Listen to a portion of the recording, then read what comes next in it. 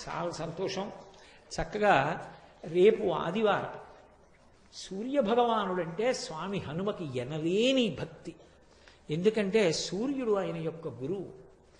అందుకే రేపటి రోజున పరాశర సంహితలోంచి నేను మీకు హనుమదుపాసనా సంబంధమైన కొన్ని విషయాల్ని, అసలు హనుమకి సూర్యుడికి ఉండేటటువంటి అనుబంధానికి సంబంధించిన కొన్ని విశేషాలని నా ప్రవచనంలో చెప్పడానికి నన్ను స్వామి హనుమ అనుగ్రహించి నా చేత పలికించుగాక అని ఆయన పాదములు పట్టి ప్రార్థన చేస్తూ, స్వామి హనుమ యొక్క ఆవిర్భావం గురించి వాల్మీకి మహర్షి శ్రీరామాయణం యొక్క ఉత్తరకాండలో ప్రస్తావించారు.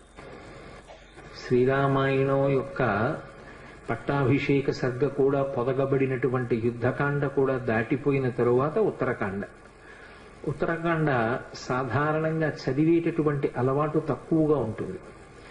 ఆ ఉత్తరకాండలో హనుమ యొక్క ఆవిర్భావ ఘట్టాన్ని వర్ణించారు. రామచంద్ర ప్రభువు అగస్త్య మహర్షిని ప్రశ్న వేశాడు. అసలు ఇంత అనితర సాధ్యమైనటువంటి బలపరాక్రమాలు ఎలా కలిగాయి? ఇంత బలపరాక్రమాలు కలిగినటువంటి హనుమకి తన ప్రభువు అయినటువంటి సుగ్రీవుడంటే అంత భక్తి ప్రపత్తులు కదా. అటువంటి వాడు తన ప్రభువైనటువంటి సుగ్రీవుడు ఆ సుగ్రీవుని యొక్క అన్నగారైనటువంటి వాలి చేత తరమబడితే భూమి చుట్టూ ప్రదక్షిణం చేశాడు తప్ప, ఆ సుగ్రీవుడితో కలిసి తిరిగాడు తప్ప వాలిని నిగ్రహించడానికి ప్రయత్నించలేదు. యథార్థానికి వాలి కన్నా రావణాసురుడి కన్నా హనుమయే బలవంతుడు అని నాకు అనిపిస్తోంది. 100 యోజనముల సముద్రాన్ని ఒక్కడే అవలీలగా లంఘనం చేశారా? ఆయన ఒక్కరే సీతాన్వేషణం చేశారా? ఎక్కడ అలసట అనేటటువంటి మాటకి తావివ్వలేదా? సీతమ్మ తల్లి యొక్క జాడ కనిపెట్టి శరీర పరిత్యాగం చేద్దామనుకున్నటువంటి తల్లికి మళ్లీ ప్రాణముల మీద ఆశ కలిగేటట్టుగా మాట్లాడి రామచంద్రమూర్తి ఇచ్చినటువంటి అభిజ్ఞానాన్ని సీతమ్మకు బహూకరించి సీతమ్మ పట్ల పరమ భక్తి ప్రపత్తులతో ప్రవర్తించి ఆమెకు జీవితం మీద ఆశ కల్పించారా? అక్షకుమారుడి వంటి భయంకరమైనటువంటి రాక్షసుణ్ణి సంహరించారా? రావణాసురుడికి తన సందేశాన్ని ఒక్కడే నిర్భయంగా వినిపించాడా? పట్టుకుందామనుకున్నటువంటి రాక్షసుల్ని తెగటార్చి లంకాపట్టణాన్నంతటినీ దహించారా? ఒక్కడే సునాయాసంగా మళ్లీ 100 యోజనముల సముద్రాన్ని దాటి ఈవలి ఒడ్డుకు వచ్చి వానరులకు సీతమ్మ తల్లి యొక్క క్షేమవార్త నివేదించి మధువన భంజనం చేసి సుగ్రీవుడికి రామచంద్రమూర్తికి సీతమ్మ క్షేమవార్త చెప్పి మళ్లీ సీతారాములిద్దరూ కలుసుకోవడానికి తగినటువంటి అవకాశాన్ని కల్పించారా? ఇటువంటి బలపరాక్రమాలు ఒక వ్యక్తి యందు ప్రకాశించడం సామాన్యమైనటువంటి విషయం కాదు. ఇంత గొప్ప శక్తి, ఇటువంటి తేజస్సు, ఇటువంటి దుర్నిరీక్ష్యమైనటువంటి పరాక్రమం అసలు స్వామి హనుమ యందు ఎలా ప్రచోదనమయ్యాయి, ఏ కారణం చేత కలిగాయి అని రాముడు సర్వజ్ఞుడైనటువంటి అగస్త్య మహర్షిని ప్రశ్న చేశాడు. దానికి జవాబు చెప్తూ అగస్త్య మహర్షి హనుమ యొక్క ఆవిర్భావ ఘట్టాన్ని వర్ణించారు. వర్ణిస్తూ ఒక మాట చెప్తారు. అప్సర స్త్రీలలో శ్రేష్ఠురాలు పుంజకస్థల. ఆమె ఒకప్పుడు శాపవశాత్తు అంజనాదేవి అనబడేటటువంటి పేరుతో కామరూపిణి అయి, అంటే కావలసిన రూపాన్ని పొందగలిగినటువంటి శక్తితో ఈ భూమండలం మీద ఆవిర్భవించింది. సూర్యుని యొక్క కిరణముల చేత నిరంతరము బంగారు కొండగా ప్రకాశించేటటువంటి మేరు పర్వత ప్రాంతంలో పరిపాలన చేసేటటువంటి వానర నాయకుడైనటువంటి కేసరికి భార్య అయింది. ఆయనకి భార్య అయినటువంటి ఆ అంజనాదేవి యందు ఔరసపుత్రుడిగా వాయుదేవుని యొక్క కుమారుడై స్వామి హనుమ ప్రభవించారు. అందులో ఆమె తపస్సు చేయడం కోసమని అరణ్యానికి వెళ్ళింది. శాలిశూక నిభాభాసం ప్రసూతేమం తదాంజన ఫలాన్యా హర్తుకామావై నిష్క్రాంతా దహనే వనే అన్నారు మహర్షి. శాలిశూక నిభాభాసం, ఒడ్డుగింజ యొక్క చివరి భాగం ఎంత బంగారు కాంతితో మెరుస్తూ ఉంటుందో అంత బంగారు రంగుతో ప్రభవించారాయన. మన దురదృష్టం ఏమిటంటే ఎక్కడెక్కడ స్వామి హనుమని చూపించండి ఆకుపచ్చగానో నీలంగానో రంగేస్తారు. అది ఆయన రంగు కాదు అని 1కి 10 మార్లు చెప్పబడింది. పారిజాత తరుమూలవాసినం భావయామి పవమాననందనం అన్న శ్లోకంలో కూడా కాంచనాద్రికమనీయ విగ్రహం, బంగారు శిఖరం ఎలా ఉంటుందో అటువంటి రంగుతో ఆయన ప్రకాశిస్తూ ఉంటారు అని. యథార్థానికి గోస్వామి తులసీదాస్ హనుమ యొక్క అవతారమే అని చెప్తారు. అటువంటి తులసీదాస్ గారు హనుమతో ప్రత్యక్షంగా అనేక పర్యాయములు మాట్లాడారు. హనుమ యొక్క దర్శనాన్ని పొందినవారు, హనుమతో మాట్లాడినటువంటి తులసీదాస్ గారు కూడా హనుమాన్ చాలీసాకి ప్రార్థనా శ్లోకాన్ని మాత్రం సంస్కృతంలో ఇచ్చారు. ఆయన అతులిత బలధామం స్వర్ణశైలాభదేహం అన్నారు. స్వర్ణశైలాభదేహం అంటే భా అంటే కాంతి. బంగారు కొండ ఏ కాంతితో ఉంటుందో అటువంటి కాంతితో హనుమ ఉంటారు. ఇది చెప్పిన వారు, హనుమని చూసిన వారు, హనుమతో మాట్లాడిన వారు, నిరంతరము హనుమ యొక్క సహాయమును పొందినవారు, హనుమదవతారముగా కీర్తింపబడిన వారు. సాక్షాత్తు తులసీదాసు గారు చెప్పిన మాట. సరే, వాల్మీకి మహర్షి వేష్టితార్జున వస్త్రం తం విద్యుత్ సంఘాత పింగళం అంటూ అనేక పర్యాయములు ఆయనని మెరుగుల పోగు ఎలా ఉంటుందో అలా ఉంటారు అని వర్ణించారు. కాబట్టి శాలిశూక నిభాభాసం ప్రసూతేమం తదాంజన, ఆ అంజనాదేవి వడ్డుగింజ యొక్క చివరి భాగం పచ్చటి కాంతితో ఎలా మిరిసిపోతూ ఉంటుందో అటువంటి రంగుతో ఉండేటటువంటి బిడ్డన్ని కంది. ఫలాన్యాహర్తు కామావై నిష్క్రాంత గహనే వని, ఆమె ఆకలి తీర్చుకోవడం కోసమని ఏదో పళ్ళు సేకరిద్దామని అరణ్యంలో పక్క ఉన్నటువంటి చెట్ల దగ్గరికి వెళ్ళింది. ఈలోగా ఈ పుట్టినటువంటి పిల్లవాడు అనితర సాధ్యమైనటువంటి బలపరాక్రమములున్నవాడు. ఆయన యొక్క బలాన్ని వర్ణించడం ఎవరికీ సాధ్యం కాదు. పుట్టుకతోనే అంత గొప్ప బలం. అందుకే ఆయన ఆకాశం వంక చూశాడు. పుట్టిన పిల్లవాడికి కూడా మరి ఆకలి ఇస్తుంది కదూ. ఆకలి వేసిన పిల్లవాడు తలెత్తి పైకి చూశాడు. చూస్తే బాలసూర్య బింబం కనపడింది. అప్పుడే ఉదయిస్తున్నటువంటి సూర్యబింబం. అది ఎర్రగా పండిన పండులా కనపడింది. శాఖామృగం వానరుడిగా ఉన్నారు ఉపాధి చేత. ఆ పండుని చూసి ఇదేదో తినేటటువంటి పదార్థం అనుకున్నారు. అనుకుని ఆయన వెంటనే ఆకాశ మార్గంలో సూర్యమండలం వైపుకి ఎగిరారు. ఇది అంత సామాన్యమైన విషయం కాదు. అందుకే ఆయన్ని కీర్తిస్తూ మనోజవం మరుతతుల్య వేగం అంటారు.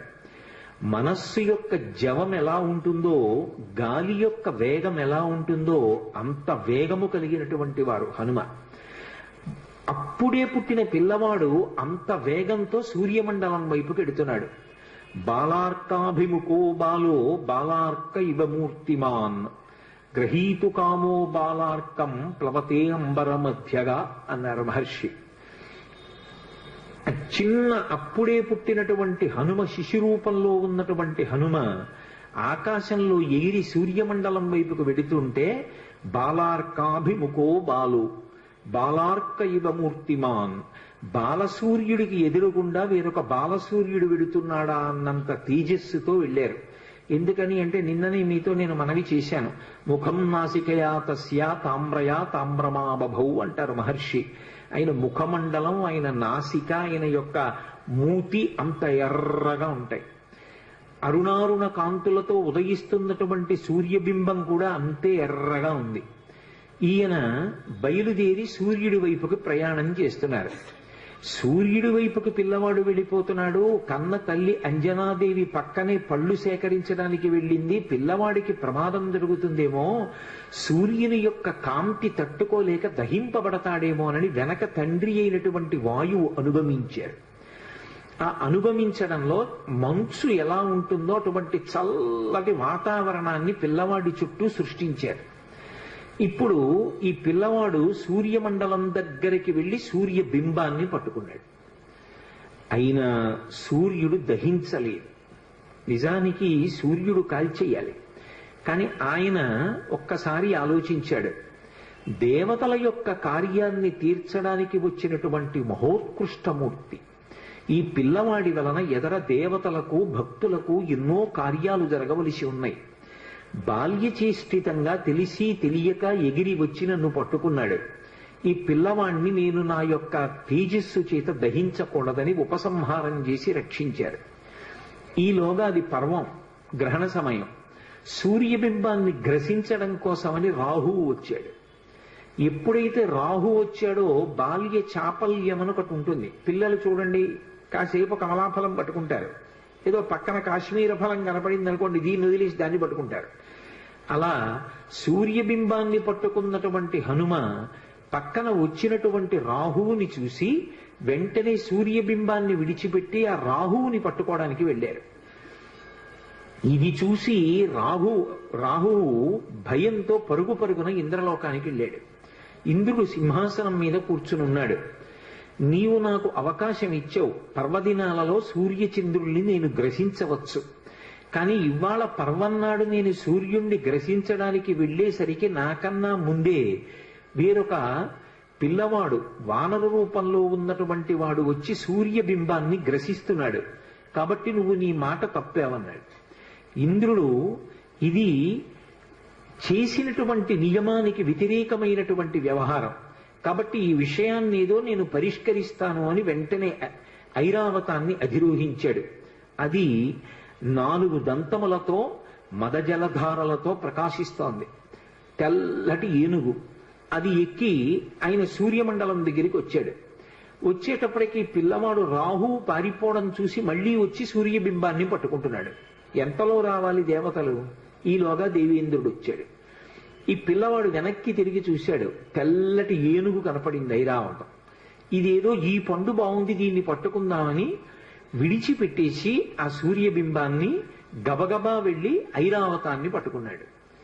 ఉపేక్షించకూడదు అని తన వజ్రం తీసి ఆ పిల్లవాడి మీదకి ప్రయోగం చేశారు దేవేంద్రుడు. అది వచ్చి ఆయన ఎడమ దవడకి తగిలింది. తగిలితే ఎడమ దవడ విరిగిపోయి ఒక్కసారి సూర్యమండలం నుంచి కింద పడిపోయారు. కింద పడిపోయి ఓ పర్వత శిఖరం మీద పడి కింద పడిపోయారు అచేతనులై. ఆ ఎడమ దవడ విరిగిపోయింది కాబట్టి ఆయనకి హనుమ అని పేరు వచ్చింది. ఇందులో మీరు ఒక విషయాన్ని గమనించవలసి ఉంటుంది. అసలు సాధారణంగా అలా శరీరంలో ఏదైనా అవయవం విరిగిపోతే ఆ విరిగిపోయిన అవయవం పేరు మీదుగా పేరు పెట్టరు. ఎందుకంటే అది అంత శుభప్రదమైనటువంటి విషయమేం కాదు. కానీ లోకంలో అన్నిటికీ మినహాయింపులుంటాయి. మామూలుగా మనం ఏది చెప్తామో దానికి ఒక విచిత్రమైన రీతిలో ఒక మినహాయింపుని పొంది విశేష శక్తిని ప్రసరించగలిగినటువంటివి కొన్ని ఉంటాయి. ఉదాహరణకి ఒక విగ్రహం భిన్నమైందనుకోండి, ఆ భిన్నమైనటువంటి విగ్రహాన్ని ఇంకా పూజించరు. ఆ విగ్రహాన్ని తీసేసి నీటిలో కలిపేస్తారు. మరి విశాఖపట్నంలో కనక మహాలక్ష్మి అమ్మవారు ఒక చెయ్యి తెగిపోయి ఉంటుంది అమ్మవారికి. మరి ఆవిడ ఎంత అనుగ్రహమూర్తి! అసలు ఈ మార్గశీర్ష మాసంలో విశాఖపట్నంలో కనక మహాలక్ష్మి అమ్మవారి యొక్క దేవస్థానం ఇసకేస్తే రావుదాం, అంతటి అనుగ్రహప్రదాయిని. ఆ తల్లి పాదముల దగ్గరికి వెళ్ళి నమస్కరించాలి తప్ప ఆవిడ అనుగ్రహించలేనటువంటి విషయం లేదు. ఈ మధ్య కాకినాడలో నాకు అత్యంత ప్రాణ సమానమైనటువంటి మిత్రుడు, అతన్ని గుండె ఆపరేషన్ చేయడానికి థియేటర్లోకి తీసుకెళ్లారు అని చెప్పి డాక్టర్ గారు నాకు నా ఫోన్కి మెసేజ్ పెడితే, ఆయన్ని రక్షించుకోవడం నా చేతిలో ఉంటుందా? ఆ పరదేవత రక్షించాలి. పసుపు నీళ్లతో కనకమహాలక్ష్మి అమ్మవారికి అభిషేకం చేశా ఆ సమయంలో. తిరిగి వచ్చాను, శుభవార్త విన్నాను. ఆ తల్లి గొప్ప అనుగ్రహప్రదాయిని. ఆ తల్లి ఏమి ఇవ్వలేదు, ఏదైనా ఇస్తుంది. బిక్కవోల్లో విఘ్నేశ్వరుడి యొక్క మూర్తిని చూడండి, భిన్నమైంది. కానీ ఆయన ఎంతటి అనుగ్రహప్రదాత! అసలు నిజానికి విఘ్నేశ్వరుడి యొక్క దంతం భిన్నదంతం. ఆయన ఎంతటి అనుగ్రహప్రదాత! సామాన్య సిద్ధాంతాలకి మినహాయింపులు. అలాగే హనుమ పేరు కూడా వచ్చింది. కాదు, ఇందులో ఒక గొప్ప తత్వం, ఒకటి రహస్యం దాగి ఉంది. విద్యారణ్య స్వాముల వారు శృంగగిరి పీఠాన్ని అధివసించారు. అపరశంకర భగవత్పాదులు అని పిలుస్తారు ఆయన్ని. అంతటి మహాపురుషులు. అసలు విద్యారణ్య స్వామి వారి యొక్క జీవితం గురించి వింటుంటే పరమాశ్చర్యకరంగా ఉంటుంది. వారు సాక్షాత్ శ్రీ మహాలక్ష్మి యొక్క అనుగ్రహాన్ని పొంది, ఒకప్పుడు శంకరులు ఒక పేద బ్రాహ్మడి కొరకు కనకధారని ఎలా కురిపించారో అలా కనకధారని పొందారు. పొంది తాను సన్యసించి ఆ బంగారాన్ని తాను వినియోగించుకోకూడదు కాబట్టి సనాతన ధర్మ పరిరక్షణ కొరకు విజయనగర సామ్రాజ్య స్థాపన చేశారు. అందుకే ఇప్పటికీ శృంగగిరి పీఠాధిపతుల యొక్క బిరుదావళి పలికితే విజయనగర సామ్రాజ్య ప్రతిష్టాపనాచార్య అని పిలుస్తూ ఉంటారు. అంతటి మహాపురుషుడు ఆ శృంగగిరి పీఠాన్ని అధివసించినటువంటి వాళ్ళల్లో మహానుభావుడైనటువంటి విద్యారణ్య స్వామి. అటువంటి విద్యారణ్య స్వామి వారు వేదానికంతటికీ భాష్యాన్ని ఇచ్చారు. ఇస్తున్నప్పుడు దానికి సంబంధించి ఒక విషయాన్ని తెలియచేశారు. అసలు వేదం పలకాలన్నా, వేద మంత్రాల్ని పలకాలన్నా, ఒక ఘనపాఠి కావాలి అన్నా, వాగ్దేవి యొక్క అనుగ్రహాన్ని పొంది ఒక విషయం మీద స్పష్టంగా చెప్పగలిగినటువంటి రీతిలో ప్రవచనం చెయ్యాలి అన్నా, భగవంతుని యొక్క అనుగ్రహము ఎక్కడ ఉంచబడుతుంది అంటే దవడల యందు ఉంచబడుతుంది అని. దవడలు అంతటి దైవదత్తములై అటువంటి బలాన్ని కలిగినవైతే తప్ప, ఆ తేజస్సును నిలబెట్టుకోగలిగినవైతే తప్ప ఒక ఘనపాఠి అయి ఆ వేదమంత్రాన్ని అలా చదవడం సాధ్యం కాదు. వాగ్దేవి అనుగ్రహాన్ని నిలబెట్టుకుని వాక్య నిర్మాణం చేసి విషయం సభలో ఉన్న వారికి అర్థమయ్యేటట్టుగా మాట్లాడగలిగిన ప్రజ్ఞ నిలబడదు అని. దవడ అంత గొప్పదిగా విద్యారణ్యుల చేత వర్ణింపబడింది. అటువంటి దవడ హనుమ విషయంలో పేరుకి కారణమైంది. ఇంద్రుడు వజ్రాయుధం పెట్టి కొడితే ఒకవైపు దవడ మాత్రమే విరిగింది. అంటే ఆయన దవడలు ఎంత శక్తివంతమైనవో ఆలోచించండి. అవి శక్తివంతమైనవి అని నేను అన్నప్పుడు కేవలము బాహ్యంలో బలమైనవి అని నా ఉద్దేశ్యం కాదు. ఆయన మాట్లాడే మాటలు అంత శక్తివంతములై ఉంటాయి. ఆయన యొక్క అనుగ్రహము అంత విశేషంగా ఉంటుంది. అందుకే మీరు శ్రీరామాయణాన్ని పరిశీలిస్తే రామచంద్రమూర్తి అంతటి వాడి చేత వాగ్వైభవానికి కితాబులందుకున్న వ్యక్తి స్వామి హనుమ. అంతటి మహానుభావుడు.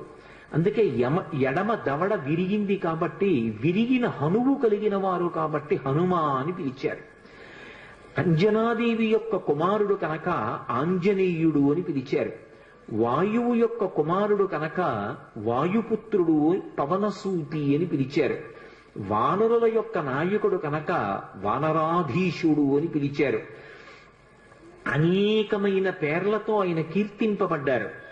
అటువంటి హనుమ యొక్క ఎడమ దవడ విరిగిపోగానే వాయువు 2 చేతులతో పిల్లవాణ్ణి పట్టుకుని పర్వత గుహలోకి వెళ్ళిపోయి పసిపిల్లవాడు, ఏమీ తెలియనివాడు, యుక్తాయుక్త విచక్షణ లేనివాడు, పరిపక్వత లేనివాడు, అటువంటి పిల్లవాడు తెలిసో తెలియకో సూర్యమండలం వైపుకి వెళ్ళినంత మాత్రం చేత భవిష్యత్తులో అందరికీ పనికొచ్చేవాడు అని సూర్య భగవానుడు ఉపేక్షించిన ఇంద్రుడు మాత్రం ముందు వెనకలు ఆలోచించకుండా వజ్రాయుధం పెట్టి నా కుమారుణ్ణి కొట్టాడు.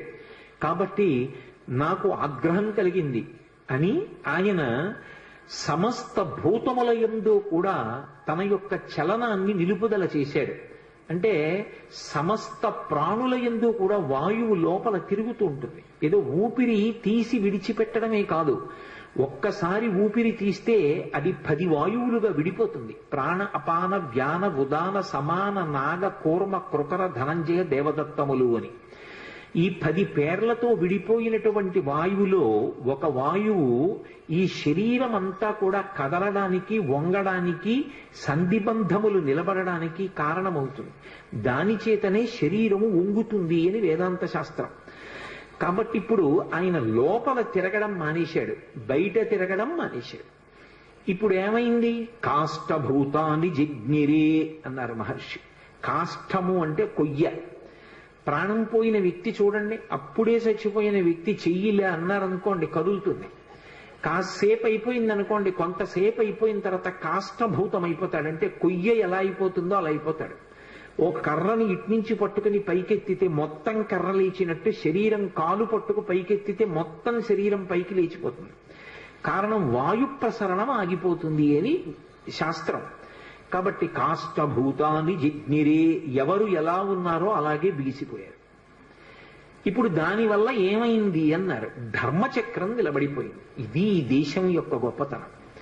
ఏదైనా ఆగచ్చు, ధర్మచక్రం ఆగకూడదు. ఆ ధర్మచక్రం తిరుగుతూనే ఉండాలి. ధర్మచక్రం తిరగడానికి ప్రతివాడు తన ధర్మాన్ని తాను పాటించాలి. ఎందువల్ల ఆగిపోయింది అన్నారు? స్వాహాకారము, వషట్కారము, స్వాధ్యాయము ఆగిపోయి. స్వాధ్యాయము అంటే వేదం చదువుకోవడం. వేదం గురువు గారు చెప్పాలన్నా, శిష్యుడు పలకాలన్నా దవడలు కదలాలి. దవడలు కదలకుండా ఆగిపోయాయి సమస్త ప్రాణులకు. ఎందువల్ల? హనుమ యొక్క దవడ విరిగింది, అందరి దవడలు ఆగిపోయాయి. ఆగిపోతే స్వాధ్యాయం ఆగిపోయింది. అసలు వేదం చెప్పేవాడు చెప్పడానికి అవకాశం లేదు, వేదం నేర్చుకునేవాడు పలకడానికి అవకాశం లేదు. వషట్కారం ఆగిపోయింది. వషట్కారం అంటే దేవతలకు హవిస్సు ఇస్తారు, వేదమంత్రాలు చెప్తూ హవిస్సుని అగ్నిహోత్రంలో ఇస్తారు. అలా ఇవ్వాలి అంటే మంత్రం చెప్పాలి. మంత్రం చెప్పాలంటే దవడలు కదలాలి. స్వాహ అన్న దగ్గరికి వచ్చేటప్పటికి ఆ హవిస్సు సృక్కు స్రవంతో ఇవ్వాలి అంటే చేతులు కదలాలి. ఇప్పుడు అలా కదలకపోతే హవిస్సు అగ్నిహోత్రంలో పడదు, పడకపోతే దేవతలకు అన్నం దొరకదు. కాబట్టి ఇప్పుడు ధర్మచక్రం అంతా నిలబడిపోయింది. సంధ్యావందనం ఎలా చేస్తారు? సూర్యాస్తమయం అవుతోంది. మీరు సంధ్యావందనం చెయ్యాలంటే ఉద్ధరణి పట్టుకుని ఇలా చేతిలో వేసుకుని ఓం కేశవాయ స్వాహ అని పుచ్చుకోవాలా? ఎలా పుచ్చుకోవడం? చేతులు కదలకపోతే. ఎవరి ధర్మం వాళ్ళు పాటించడానికి అవకాశం లేదు, ఆగిపోయింది ధర్మచక్రం. ఒక్క వానర శిశువుకి కలిగినటువంటి ఆపదకి సమస్తమైనటువంటి దేవతలు ప్రాణులు తల్లడిల్లిపోయారు. అందరూ కలిసి దేవతలు పరుగు పరుగున సృష్టికర్త అయిన చతుర్ముఖ బ్రహ్మగారి దగ్గరికి వెళ్ళారు. దిక్పాలులలో ఒకడైనటువంటి వాయువు యొక్క ఆగ్రహం చేత ఇవాళ ప్రాణులలో వాయు సంచారం లేదు. వాయు సంచారం లేని కారణం చేత అనేక ఉపద్రవములు సంభవించాయి.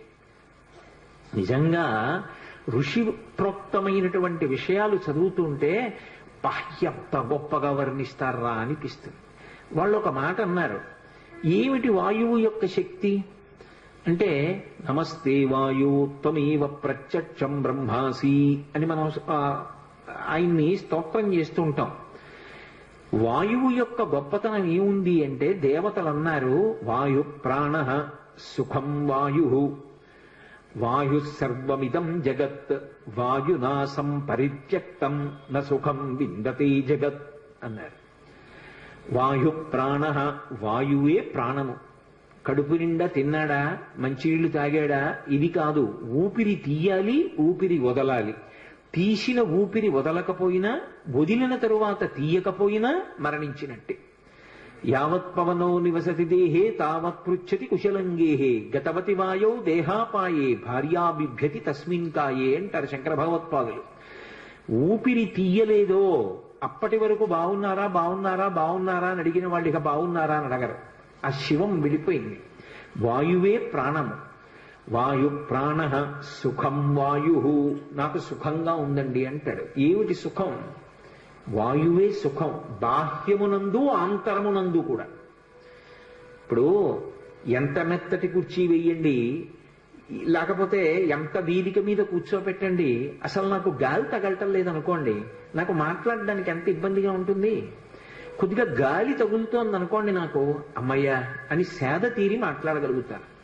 అసలు సుఖం అంటే వాయువే. కాదు కాదు, ఎంత ఐశ్వర్యం ఉండనివ్వండి, కాదు కాదంటే అది తప్పని కాదు నా ఉద్దేశం. అన్నిటికీ అర్థం పర్థం లేకుండాను అక్షరాల మధ్యలో చదవకూడదు. ఏదో ఇన్ బిట్వీన్ ది లైన్స్ అంటారే ఇంగ్లీష్లో, అలా వినకూడదు. కాదు కాదు అంటే అది మాత్రమే కాదు అని దాని అర్థం. ఆ వాయువు యొక్క గొప్పతనం ఎక్కడున్నది అంటే, ఇంట్లో ఎంత ఐశ్వర్యం ఉండనివ్వండి, పచనం చేసినటువంటి పదార్థం ఇంట్లో ఎంత ఉండనివ్వండి, ఎంత మంచి ప్రాంగణంలో మీరుండనివ్వండి, ఊపిరి అందట్లేదు అనుకోండి, ఎగ ఊపిరి వచ్చింది లేకపోతే దిగ ఊపిరి వచ్చింది, ఇక వాడికి సంతోషం సుఖం అన్న మాట ఏమైనా ఉంటుందా? కాసేపు కార్యక్రమం అయిపోయిన తర్వాత వెడదామని అంటాడా? ఇహ అనడు. అసలు సుఖము అంటే వాయువే. ఆ ఊపిరి సరిగ్గా అందకపోతే మనిషికి సుఖం ఉండదు, మనిషికి ఏ ప్రాణికి ఉండదు. కాబట్టి వాయు ప్రాణ సుఖం వాయు, వాయు సర్వమిదం జగత్. అసలు వాయువే ఈ జగత్. ఆ వాయువు లేనినాడు ఈ జగత్తు లేదు. ఎందుకన్నారు ఈ మాట? జ అంటే జాయతే, గ అంటే గచ్చతి, జాయతే గచ్చతే వచ్చేది వెళ్ళేది, వచ్చింది కొత్తగా ఓ ప్రాణి. దేని వల్ల వస్తుంది? ప్రసూతి వాయువు వల్ల వస్తుంది. అమ్మ కడుపులో ప్రసూతి వాయువు లోపల ఉన్నటువంటి బిడ్డని పైకి తోస్తే కొత్తగా ఒక శిశు జననం అవుతుంది. అది పెరిగి పెద్దదైన తర్వాత అందులో ఊపిరి వెళ్ళిపోయి ఇక లోపలికి ఊపిరి పుచ్చుకోకపోతే ఆ ప్రాణి వెళ్ళిపోయింది. కాబట్టి ఇప్పుడు జగత్ అన్న మాట ఎక్కడుంది? వాయువునందే ఉంది. కాబట్టి వాయు సర్వమిదం జగత్ వాయునాసం పరిత్యక్తం న సుఖం విందతే జగత్. ఆ వాయువు కదలడం మానేసింది. లోకానికి సుఖం అన్న మాట లేదు, లోకమే లేదు, జగత్తు లేదు. కాబట్టి ఓ పితామహ, మీరు తొందరపడండి. వాయువుకి ఏ కారణం చేత ఆగ్రహం కలిగిందో ఆ ఆగ్రహాన్ని తీర్చండి. తీర్చి మళ్ళీ సమస్త భూతములు సంతోషపడేటట్టుగా చెయ్యండి. ఇప్పుడు బ్రహ్మగారే బయలుదేరాడు. ఒక్కొక్కసారి పరిస్థితి యొక్క ఉద్విగ్నతను బట్టి ప్రభువే వెళ్ళవలసి ఉంటుంది. వాళ్లే నా దగ్గరికి రావాలని అనకూడదు. కాబట్టి ఇప్పుడు ప్రభువే చతుర్ముఖ బ్రహ్మగారే బయలుదేరి పర్వత గుహ దగ్గరికి వెళ్ళాడు. గౌరవము అనొక మాట ఉంటుంది. ఎంత గౌరవంగా ఉంటుందంటే ఒక కావ్యాన్ని ఒక పురాణాన్ని మీరు పరిశీలిస్తే అంత మర్యాదగా ఉంటుంది. కోపం వేరు, కానీ యుక్తాయుక్త విచక్షణ వేరు. కోపం ఇప్పుడు దేనికి సాధనం కావాలి అంటే తప్పు జరిగినప్పుడు ఆ తప్పుని దిద్దడానికి సాధనం కావాలి. అది ఒక్కరు చేసిన తప్పు కాదనుకోండి, చాలా మంది కలిసి తప్పు చేశారు, అది ఒకడు చేసిన తప్పు కాదు. 50 మంది శిష్యులు ఉన్నారు, ఒక్కడికి గురువు గారు గుర్తురాల. ఏదో సుబ్రహ్మణ్య షష్ఠి నాడు ఉత్సవం జరుగుతోంది, కావడి పట్టుకుంటున్నారు. ఇంతమంది పట్టుకున్నారు, పేరుకి గురువు గారిని పిలుస్తారు. ఒక్కడికి గురువు గారు గుర్తు రాలేదనుకోండి, గురువు గారు ఎందుకు రాలేదని అడిగినవాడు లేడు, గురువు గారు రెండని పిలిచినవాడు లేడు. ఇప్పుడు గురువు గారికి కోపం రావాలా వద్దా అంటే వచ్చి తీరాలి. ఎందుకంటే వ్యవస్థ గాడి తప్పిపోయింది. కాబట్టి గాడిలో పెట్టాలి అంటే గురువు ఆగ్రహించాలి. ఎలా ఆగ్రహించాలి అంటే తాను కోపమునకు వశుడైపోకూడదు, కోపము తన చేతిలో ఉండాలి సాధనంగా. దాని చేత దిద్దాలి వ్యవస్థని. ఇది మీరు రామాయణాదుల్ని పరిశీలిస్తే ఎంత అద్భుతంగా కనపడుతుంది. వాయువు చతుర్ముఖ బ్రహ్మగారు వస్తుంటే నా కొడుకు ఇంత ఇబ్బందికి కారణం అవడానికి అదిగో ఆ ఇంద్రుడే కారణం, ఆ ఇంద్రుడితో దేవతలతో కలిసి బ్రహ్మగారు వస్తున్నాడు, నేనెందుకు లేచి నిలబడాలి అనలేదు. వెంటనే లేచి నిలబడ్డాడు. మంత్రములతో ఆయన దగ్గరికి వెళ్లి ప్రదక్షిణం చేసి నమస్కారం చేసి చేతులు జోడించి నిలబడ్డాడు. వెంటనే చూశాడు, ఏమి వాయుదేవా, ఏమి ఆగ్రహం, ఇదిగో యుక్తాయుక్త విచక్షణ లేని నా బిడ్డడు దేవతలందరికీ పనికి రావలసిన వాడు సూర్యమండలం వైపుకు వెళ్ళాడని కొట్టాడు ఇంద్రుడు, పడిపోయాడు. వెంటనే ఆయన తన కమండలంలో నీళ్లు ఆ పిల్లవాడి మీద జల్లి స్పృశించాడు బ్రహ్మగారు. చతుర్ముఖ బ్రహ్మగారి యొక్క స్పర్శ కలగగానే ఆ పిల్లవాడు అప్పుడే పుట్టిన వాళ్ళ మళ్ళీ లేచి కూర్చున్నాడు. లేచి కూర్చుంటే వాయువుతో సహా సమస్త దేవతలందరూ సంతోషించారు. వెంటనే వాయువు మళ్ళీ ప్రసరణం ప్రారంభం చేశాడు. సమస్త భూతముల యందు ఆయా శరీరముల యందు వాయు ప్రసరణం ప్రారంభమైంది. ఆ వాయు ప్రసరణం ఎప్పుడైతే ప్రారంభమైందో అందరూ సేద తీరారు. ఇప్పుడు బ్రహ్మగారు అన్నారు, ఈ పిల్లవాడు మహోత్కృష్టమైనటువంటి మూర్తి, ఇతను దేవతా కార్యములను సాధించవలసిన వాడు, అందుకే నేను ఇతనికి వరమిస్తున్నాను. ఈ పిల్లవాడు బ్రహ్మదండము చేత కూడా కొట్టబడడు. ఇకపైన మీరు కూడా ఈ పిల్లవాడికి వరాలివ్వండి అని ఆజ్ఞాపించాడు దేవతల్ని. సాధారణంగా వరమిస్తే దేవతలు ఏదో ఒక కోర్కె తీరేటట్టుగా ఇస్తారు, కానీ హనుమ విషయంలో చాలా విచిత్రమైన రీతిలో వరమిచ్చారు. ఆ దేవతలందరూ బయలుదేరారు. సూర్య భగవానుడు వచ్చాడు. వచ్చి ఆయన అన్నాడు, ఈ పిల్లవాడికి నేను గురుస్థానం వహిస్తాను. ఒక గురువు దొరకడం అంటే జీవితంలో ఎంత గొప్ప విషయమో అర్థమవుతుంది. అందున ఇవాళ ఆదివారం కాదు, త్రయోదశితో ఉంది సూర్యోదయానికి. హనుమకి సూర్యనారాయణమూర్తి పేరు చెప్తే చాలు పరమ సంతోషం. ఎందుకంటే ఆయన గురువుగారే లోకంలో. అందుకని ఆ సూర్యనారాయణమూర్తి వచ్చి ఈ పిల్లవాడికి తగిన వయస్సు వచ్చిన తరువాత నేను శాస్త్రపాఠం చెప్తాను, ఇతనికి నేను గురువు అవుతాను. ఇంకంతకన్నా లోకంలో కావలసింది ఏముంటుందండి? అసలు తగిన గురువు లభించడం కన్నా అదృష్టం ఉంటుందా? సూర్యుడే వచ్చి గురువు అవుతానన్నాడు. కానీ అది తర్వాత ఎంత చమత్కారానికి దారి తీసిందో మీరు పరిశీలించవలసి ఉంటుంది. దేవేంద్రుడు వచ్చాడు, ఒక విచిత్రమైన కోరిక కోరాడు. ఈ పిల్లవాడిని నేను వజ్రాయుధం పెట్టి కొట్టాను. కొడితే కేవలం ఇతని ఎడమ దవడ ఒక్కటి విరిగింది. ఈ విషయం లోకానికంతటికీ తెలియడం కోసం వజ్రాయుధం పెట్టి కొడితే విరిగినటువంటి ఎడమ దవడ కలిగిన వాడు కాబట్టి హనుమ అని పిలవబడాలి. ఈ పిల్లవాడు ఇక పైన నా వజ్రాయుధము చేత ఎన్నడూ కొట్టబడడు. నా వజ్రాయుధం ఈ పిల్లవాడిని ఏమీ చెయ్యలేదు. వెంటనే యమధర్మరాజు గారు వచ్చాడు. ఆయన అన్నాడు, లోకంలో ఏ ప్రాణులైనా సరే నేను వేసినటువంటి యమపాశముల చేత శరీరాన్ని విడిచిపెట్టేస్తారు, జీవుడు ఉత్క్రమణం అవుతాడు. కానీ ఈ పిల్లవాడు యమపాశముల చేత కట్టబడడు. నా యొక్క అనుగ్రహం లేకపోతే రోగములు వస్తాయి, రోగముల చేత బాధపడతారు జనులు. కానీ ఈ పిల్లవాడి శరీరానికి ఎప్పుడు రోగం రాదు. ఏ రోగం లేకుండా ఎప్పుడు పరమ సంతోషంతో ఆనందంగా జీవనం చేస్తాడు. యమధర్మరాజు గారు వరం ఇచ్చాడు. వెంటనే వరుణుడు బయలుదేరి వచ్చాడు. ఆయన అన్నాడు, 10 లక్షల సంవత్సరముల తర్వాత కూడా నా వరుణపాశముల చేత ఈ పిల్లవాడు బంధింపబడడు. ఈ పిల్లవాడు నీటిలో మునిగిపోయినా ప్రమాదము జరగదు. నీటి యందు పిల్లవాడికి ప్రమాదము జరగకుండా వరుణపాశముల చేత కట్టబడడు అని నేను వరమిస్తున్నానన్నాడు. కుబేరుడు బయలుదేరి వచ్చాడు. వచ్చి ఆయన అన్నాడు, ఆయనకి ఒక కన్ను పచ్చగా ఉంటుంది, పచ్చటి కన్ను పెట్టుకుని ఉంటాడు కుబేరుడు. సరే, ఆ వృత్తాంతం అంతా వేరనుకోండి. కాబట్టి ఆ కుబేరుడు అన్నాడు, నా కుబేరుని యొక్క దండము చేత యక్షుల చేత ఈ పిల్లవాడు కట్టబడడం, నా శక్తి ఈ పిల్లవాడిని కట్టడానికి సరిపోదు అన్నాడు. పరమశివుడు వచ్చాడు, నా త్రిశూలము చేత కాని నా సంబంధమైన ఏ అస్త్రము చేత కాని ఈ పిల్లవాడు కట్టబడడం. విశ్వకర్మ వచ్చాడు.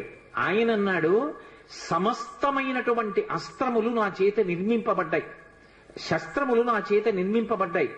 శస్త్రములు అంటే బాహ్యంలో చేత్తో పట్టుకుని కొట్టడానికి పొడవడానికి పనికొస్తాయి. శూలం, గద, కత్తి, డాలు, ఢమరుకం, ఇలాంటి డాలు వంటివి. ఇటువంటి శస్త్రములు ఏవి కూడా ఇతని యందు పనిచేయవు. అంతేకాదు, ఏ అస్త్రాన్ని ప్రయోగించినా కూడా ఈ పిల్లవాడు అస్త్రము చేత కట్టబడడు. ధనుర్వేదంలో ఉన్న ఏ అస్త్రం ప్రయోగించండి, అది రౌద్రాస్త్రం, ఐంద్రాస్త్రం, వారుణాస్త్రం, ఏ అస్త్రమైనా సరే ఈ పిల్లవాడు అస్త్రముల చేత కట్టబడడం. ఇప్పుడు సృష్టిలో ఆయన అంతటి బలపరాక్రమములు కలిగిన వాడు వేరొకడున్నాడా ఎక్కడైనా? ఇక లేడు. అంతటి బలపరాక్రమములు కలిగిన వాడు ఎవరి చేత కట్టబడని వాడు. ఇంత శక్తి కోరుకుంటే కూడా బ్రహ్మగారు ఒక్కడికి కూడా ఇవ్వలేదు. అలాంటిది శాసనం చేసి దేవతలందరి చేత ఇప్పించారు. ఇప్పుడు ఇంత శక్తివంతుడయ్యాడు ఆ పిల్లవాడు. దేవతలందరూ అంతర్ధానం అయిపోయారు. వాయువు పిల్లవాడిని తీసుకెళ్లి తల్లి అంజనాదేవికి అప్పచెప్పి తాను వెళ్ళిపోయాడు. ఈ పిల్లవాడు మున్యాశ్రమాల్లో తిరిగి పెద్దవారు అవుతున్నాడు. అపారమైనటువంటి బలం, అపారమైనటువంటి తేజస్సు. ఇప్పుడు ఆ పిల్లవాడు ఏం చెయ్యాలి అంటే, బాల్యచేష్టితముల చేత ఏం చెయ్యాలో తెలియక ఆ మున్యాశ్రమాల్లో ఆరవేసుకున్నటువంటి మడిబట్టలు, నారచీరలు అన్నీ చింపేస్తుండేవాడు. అక్కడ ఉన్నటువంటి సృక్కులు, స్రువాలు మొదలైన వాటిని విరిచేస్తుండేవాడు. అక్కడ పెట్టినటువంటి మంగళ ద్రవ్యాలు, పేలాల పాత్రలు, ధాన్యం, ఆవు పాలు, పెరుగు, నెయ్యి, లాజలు, పేలాలు ఇలాంటివి కనపడితే ఆ పాత్రలన్నీ ఛిద్రం చేసేవాడు. యజ్ఞకుండాల్ని తిరగతోసేసేవాడు. ఇవన్నీ చూసి అంగిరసుని యొక్క వంశంలో వచ్చినటువంటి వాళ్ళు, భృగు వంశంలో వచ్చినటువంటి వాళ్ళు కొంతమంది మునులు ఆ పిల్లవాణ్ణి చూసి శీపురీనం రఘుశ్రేష్ఠ నాతి క్రుద్ధాతి మన్యవహ అన్నారు. ఎక్కువ కోపం పెట్టుకుని కాదు మనసులో వాళ్ళు శాపం ఇచ్చింది, వాళ్ళు ఏదో కోపంతో ఇవ్వలేదు. ఈ పిల్లవాడిని తల్లరి చేస్తున్నాడు. చేస్తుంటే ఎప్పుడైనా ఎవరికైనా కోపం వచ్చి చటుక్కున ఏదైనా ఇబ్బంది కలిగితే అలా కలగకూడదంటే ఈ పిల్లవాడికి తన బలం తనకి తెలియకుండా ఉండాలి. ఉంటే అల్లరి చేయడు అని ఈ పిల్లవాడిని వేరొకరు స్తోత్రము చేసే వరకు, అతని బలము అతనికి జ్ఞాపకం చేసే వరకు ఈయన బలము ఈయనకు జ్ఞాపకము ఉండకుండుగాక అని శపించారు. ఎలా? శేపురేనం రఘుశ్రేష్ఠ నాతి క్రుద్ధాతి మన్యవ యథాతే స్మర్యతే కీర్తి తథాతే వర్ధతే బలం. మళ్ళీ ఎప్పుడు ఈయన్ని స్తోత్రం చేస్తారో, ఈయనకి ఇచ్చినటువంటి శాపాన్ని చెప్తారో, ఎప్పుడు ఈయన బలాన్ని ఈయనకి జ్ఞాపకం చేస్తారో అప్పుడు ఆయన బలం ఆయనకి వచ్చేస్తుంది. అగస్త్యుడు ఉత్తరకాండలో రామచంద్రమూర్తితో మాట్లాడుతున్నాడు. మళ్ళీ వెనక్కి రండి. అడిగాడు కదూ రామచంద్రమూర్తి, మరి హనుమ యొక్క ప్రభువైనటువంటి సుగ్రీవుడి అన్నగారైన వాలి చేత తరమబడుతూ భూమండలమంతా తిరుగుతున్నా వాలి కన్నా రావణాసురుడి కన్నా బలవంతుడైనటువంటి హనుమ వాలిని ఎందుకు నిగ్రహించలేదు? ఇది రామచంద్రమూర్తి ప్రశ్న. దానికి అగస్త్య మహర్షి జవాబు చెప్పి అన్నారు, తెలియదు హనుమకి తన బలం తనకి తెలియదు కాబట్టి నేను వాలిని నిగ్రహించగలను అని తెలియక సుగ్రీవుడు పారిపోతుంటే ఆయన వెంట తాను కూడా పారిపోయాడు తప్ప తాను రక్షించే ప్రయత్నం చెయ్యలేదు. కానీ ఎప్పుడు మళ్ళీ తెలిసింది హనుమకి తన బలం తనకి అంటే సుందరకాండ ప్రారంభంలో, కిష్కింధకాండ చిట్ట చివర్లో సముద్రాన్ని దాటవలసి వచ్చినప్పుడు వానరములన్నీ వెళ్లి ఆ సముద్రపు ఒడ్డున కూర్చున్నాయి. దక్షిణ తీరంలో లంకకి చేరాలి, ఉత్తర తీరంలో కూర్చునున్నారు వానరులందరూ. కొన్ని లక్షల వానరములు కూర్చునున్నాయి. ఎదురుగుండా 100 యోజనముల సముద్రం కనపడుతోంది. నేను దాటగలనన్నవాడు మాత్రం కనపడలేదు. 10 యోజనములు, 20 యోజనములు, 30 యోజనములు, 90 యోజనములు వెడతానన్నవాడే తప్ప 100 యోజనములు దాటి వెళ్ళగలనన్నవాడు లేడు.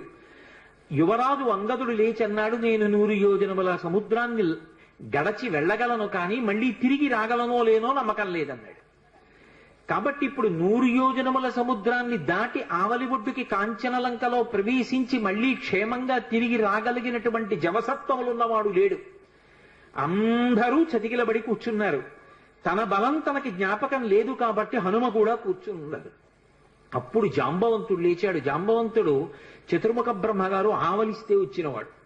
అందుకని ఆయనది దీర్ఘాయుష్మంతుడు. అందుకే మీకు ద్వాపర యుగంలో కూడా కనపడతాడు. ద్వాపర యుగంలో కూడా వినాయక చవితి వ్రతకల్పంలో శ్రీకృష్ణ భగవానుడితో యుద్ధం చేస్తాడు. ఆ జాంబవంతుడు లేచి ఒక మాట అన్నాడు, నాయనా హనుమా, నీ బలాన్ని నువ్వు మరిచిపోయావు, నీ బలం నీకు జ్ఞాపకం లేదు. ఒకానొకప్పుడు శ్రీ మహావిష్ణువు వామనమూర్తిగా వచ్చి బలిచక్రవర్తి దగ్గర 3 అడుగులు దానం అడిగారు. ఇచ్చాను, నీకు కావలసిన భూమిని తీసుకో, కొలుచుకో అన్నాడు బలిచక్రవర్తి.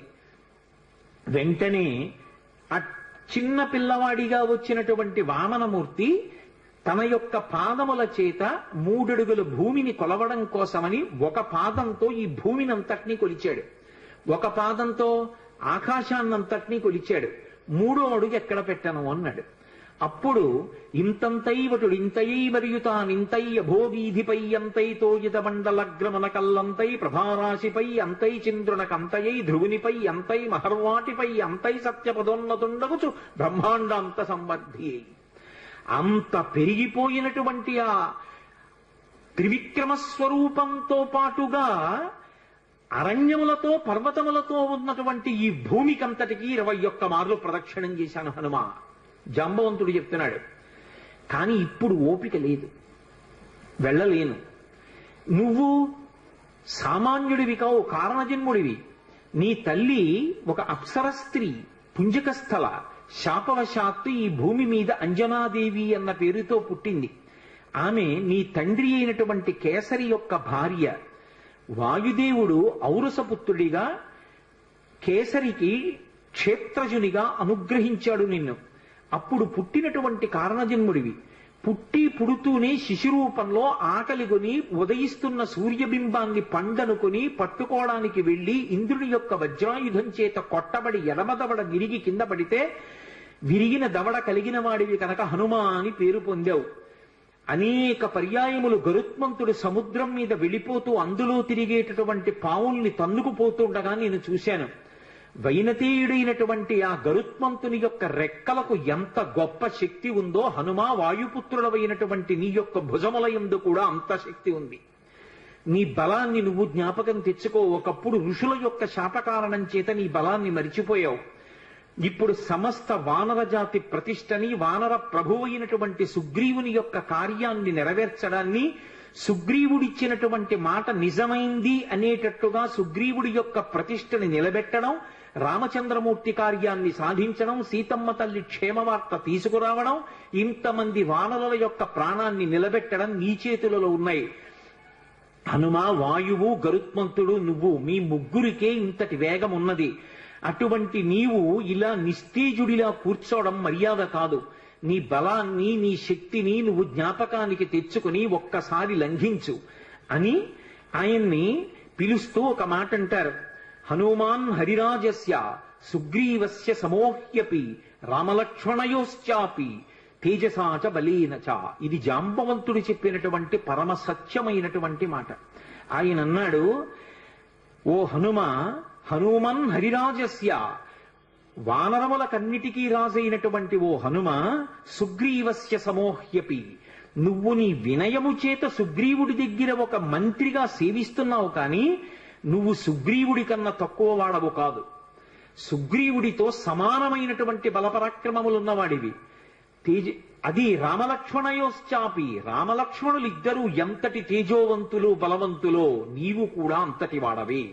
తేజసాచ బలేనచ, తేజస్సు యందు బలము యందు ఆ ముగ్గురి కన్నా నువ్వెంత మాత్రము తక్కువ వాడివి కావు. అటువంటి వాడివి ఇవాళ 100 యోజనముల సముద్రాన్ని దాటడం నీకు పెద్ద లెక్క కాదు. కానీ నీ బలాన్ని నువ్వు మర్చిపోయావు. హనుమ, ఉత్తిష్ట హరిషార్దూలా లంఘయస్వ మహార్ణవం పరాహి సర్వభూతానాం హనుమన్యా గతిస్తవ అన్నాడు. ఉత్తిష్ట హరిషార్దూలా, లే హనుమ, నీ శక్తిని జ్ఞాపకం తెచ్చుకో. లంఘయస్వ మహార్ణవం, ఈ సముద్రాన్ని చిన్న ఎద్దు పాదములో అడుగు వేస్తే అది చిన్న ముద్ర పడితే అందులోకి వచ్చి నీళ్లు నిలబడితే ఎంతుంటాయో నీ శక్తి ముందు ఈ సముద్రం అంతా.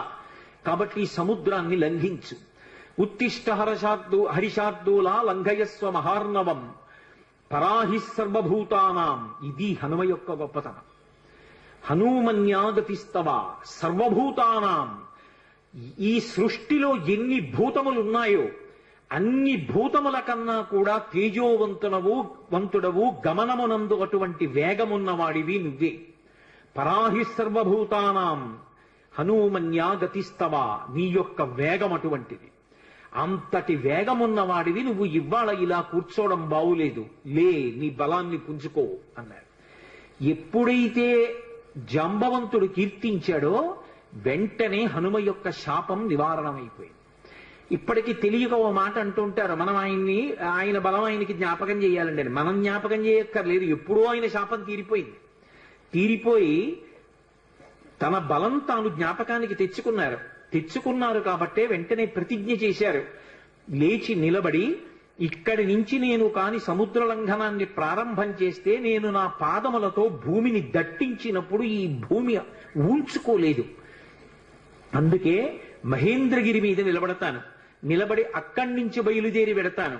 నాకిప్పుడు ఎంత సంతోషంగా ఉందంటే, అపారమైనటువంటి వేగము కలిగినటువంటి బంగారు రెక్కలు అల్లారుస్తూ ప్రయాణించేటటువంటి గరుత్మంతుడు సముద్రం మీద తీవ్రమైన వేగంతో వెడుతూ పావుల్ని తన్నుకుపోతుంటే ఏకకాలంలో ఆ గరుత్మంతుడి చుట్టూ కొన్ని 100 పర్యాయములు ప్రదక్షిణం ఆచరించగలను.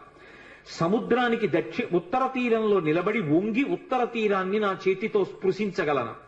గోష్పదీకృత వారాసిం మచకీకృత రక్షసం రామాయణ మహామాలా రత్నం వందే అనిలాత్మజం. ఎద్దు పాదంలో నీరు నిలబడితే దాటడం ఎంత అవలీలగా దాటగలరో అంత అవలీలగా దాటగలను. ఈ పర్వతములతో, నదులతో, సముద్రంతో శోభిస్తున్నటువంటి ఈ భూమండలాన్నంతటినీ తిరగవేసి సముద్రంలో కలిపేయగలను. పర్వతాలనన్నిటినీ కూడా నా తొడల వేగంతో చూర్ణం చెయ్యగలను. ఆకాశాన్ని ఒరుసుకుంటున్నాడా అన్నట్టుగా ఆకాశ మార్గంలో ఈ సముద్రాన్ని దాటి ఆవలి ఒడ్డుకు చేరగలను. ఇప్పుడే బయలుదేరుతానని మహానుభావుడు బయలుదేరారు. అలా జాంబవంతుడు చేసినటువంటి ప్రార్థన చేత, ఆయన చేసినటువంటి స్తోత్రం చేత హనుమ యొక్క శాపము ఎన్నడో నివారణమైపోయింది. అటువంటి హనుమ సూర్యనారాయణమూర్తి ఇచ్చినటువంటి అనుగ్రహం మేరకు సూర్య భగవానుడికి శిష్యుడయ్యాడు. లోకంలో ఎందరో శిష్యులుంటారు. గురువుగారి దగ్గర పాఠం నేర్చుకున్న వాళ్ళు, శాస్త్రం చదువుకున్న వాళ్ళు. కానీ అందరు శిష్యులు ఒకెత్తు, హనుమ ఒక్కరూ ఒకెత్తు. హనుమ వంటి శిష్యుడు లోకంలో ఉండరు. ఎందుచేత అంటే లోకంలో ఎక్కడైనా గురువు పాఠం చెప్పాలి అంటే తాను స్థిరంగా కూర్చుని శిష్యుల్ని కూర్చోబెట్టుకుని పాఠం చెప్తారు. అథవా గురువుగారు అటు ఇటు నడుస్తూ పాఠం చెప్పడం విన్నాం. గురువుగారు మధ్యలో తెర కట్టుకుని శిష్యులకు పాఠం చెప్పడం విన్నాం పతంజలి చరిత్రలో. కానీ సూర్యుడు హనుమకి పాఠం చెప్పడానికి ఆగకూడదు, ఎందుకంటే కాలగమనం ఆగిపోతుంది కాబట్టి ఆయన ఉదయాద్రి మీద బయలుదేరి అస్తాద్రికి వెళ్ళిపోయే పర్యంతము ఆయనతో పాటుగా ప్రయాణిస్తూ పాఠం వినాలి.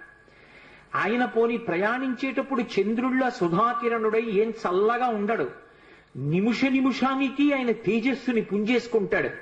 మధ్యాహ్న కాలం అయ్యేటప్పటికి మార్తాండ బింబంగా ఉంటాడు, దుర్నిరీక్షమైనటువంటి ప్రకాశంతో ఉంటాడు. అటువంటి సూర్యనారాయణమూర్తి దగ్గర కూర్చుని పాఠం వినడం ఎలా సాధ్యం?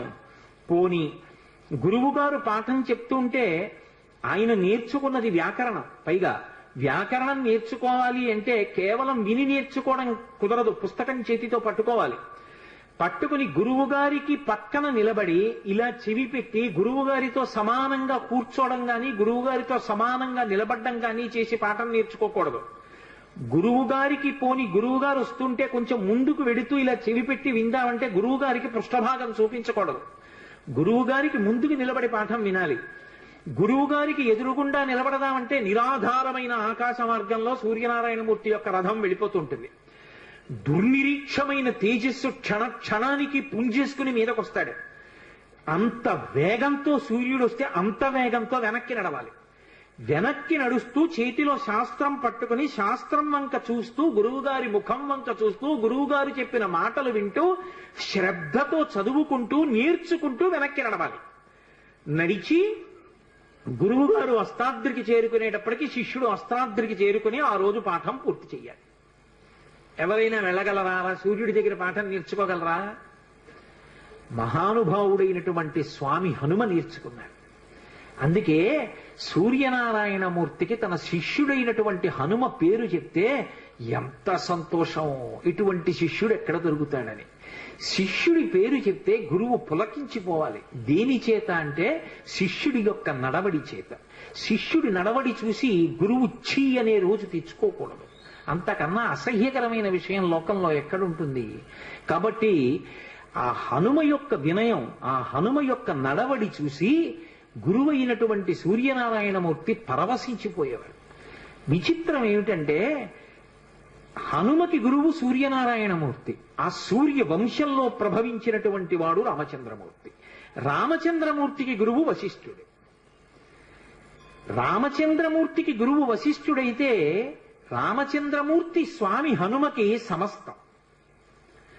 యథార్థానికి స్వామి హనుమకి తల్లి రాముడే, తండ్రి రాముడే, గురువు రాముడే, దైవం రాముడే, అన్నీ రాముడే.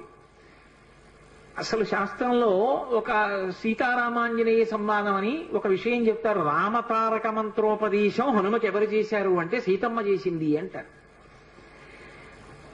హనుమకి వేదాంత జ్ఞానం నేర్పిన వారెవరు అంటే రామచంద్రమూర్తి, రాముడు గురువు హనుమకి. సూర్యుడి దగ్గర వ్యాకరణ పాఠం అంతా నేర్చుకున్నాడు. కానీ ఆ వినయానికి సూర్యుడు పొంగిపోతాడు. నాకు ఇప్పటికీ తిరుపతి వెళితే ఆ పద్మావతి అమ్మవారి దేవస్థానానికి వెళ్లి జగదంబని సేవించి వచ్చిన తర్వాత పద్మ సరోవరం ఎదురుగుండా సూర్యనారాయణమూర్తి ఉంటారు, రెండు చేతుల్లో ఇలా కమలాలు పట్టుకుని. ఆయన దగ్గరికి వెళ్లి ప్రదక్షిణం చేసి కూర్చోగానే నాకు మొట్టమొదట జ్ఞాపకం వచ్చేవారు ఎవరంటే హనుమ.